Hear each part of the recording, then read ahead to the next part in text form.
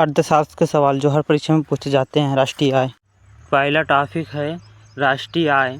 किसी देश के भीतर एक निश्चित अवधि में उत्पादित सभी अंतिम वस्तु और सेवाओं का मौद्रिक मूल्य यह देश के अर्थव्यवस्था के प्रदर्शन का एक प्रमुख संकेत है। इसमें विभिन्न उपाय शामिल हैं, जैसे संकल्प घरेलू उत्पादन GDP, संकल्प राष्ट्रीय उत्पादन GNP, शुद्ध घरेलू उत्पादन NDP, शुद्ध राष्ट्रीय उत्पादन NNP और संकल्प राष्ट्रीय आय GNI।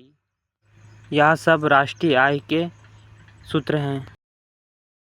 टॉपिक दूसरा, संकल्प घरेलू उत्पादन GDP किसी देश के भीतर एक निश्चित अवधि में उत्पादित सभी अंतिम वस्तुओं एवं सेवाओं का मौद्रिक मूल्य यह देश की मूल घरेलू सीमा के भीतर उत्पादित होता है, चाहे उत्पादन करने वाला नागरिक यहाँ विदेशी हो या विदेशी हो।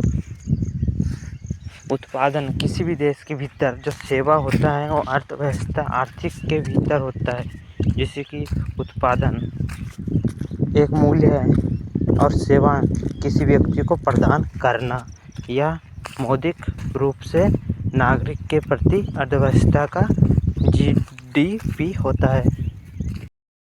GNP पार्ट 3, एक निश्चित अवधि में किसी देश से निवेश वर्ष अर्जित सभी आय का कुल मूल्य, चाहे वह देश के भीतर हो या बाहर, यह देश के निवेशों से स्वामित्व होने उत्पादित के कारक वर्ष अर्जित आय का योग होता है।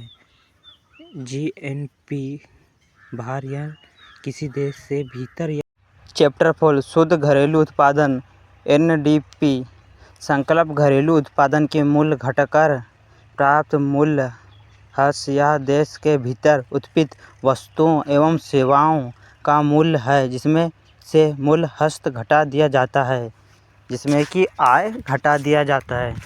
किसी वस्तु के में जो प्राप्त हुई आय उसे घटाकर वस्तु की मांग की जाती है, उसे मूल्य हस्त घटा दिया जाता है, ND कहते हैं।